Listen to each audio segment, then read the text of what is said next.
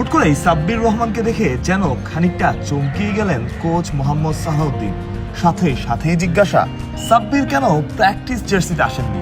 তখনই বোধহয় সাব্বির বোঝাচ্ছিলেন তিনি মাত্র এই ছুটি কাটিয়ে এসেছেন, অর্থাৎ আজই তিনি দলের সাথে যোগ দেবেন। মিশন সাউথ আফ্রিকা, তবে সাব্বিরের সবচাইতে বড় মিশন নিজের ফেরা, নিজের নতুন একটা ইনিংসের শুরু। সাব্বির ডাক পেয়েছেন, ক্রিকেট বোর্ডের রাডার এসেছেন, এবার নিজেকে প্রমাণ করার পালা।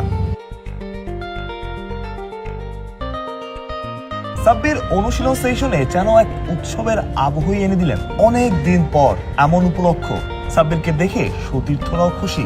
এই যেমন জাকের আলী অনেক একরকম বুকে জড়িয়েই স্বাগত জানালেন। সাব্বিরকে দেখে খানিকটা নস্টালজিক হতে হয়।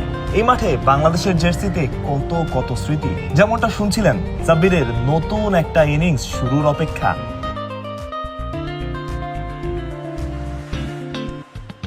সাব্বির রহমান আজ অনুশীলন সেশন ঘুরে দেখেছেন। 27 তারিখ এই দলটার সাউথ আফ্রিকার উদ্দেশ্যে রওনা হওয়ার কথা। ছুটি কাটিয়ে সাব্বিরের ফেরা। যখন ডাক পেলেন তখন ছিলেন দেশের বাইরে, ক্রিকেটই খেলছিলেন। তবে এবার নতুন একটা মিশন, বাংলাদেশের জার্সিতে।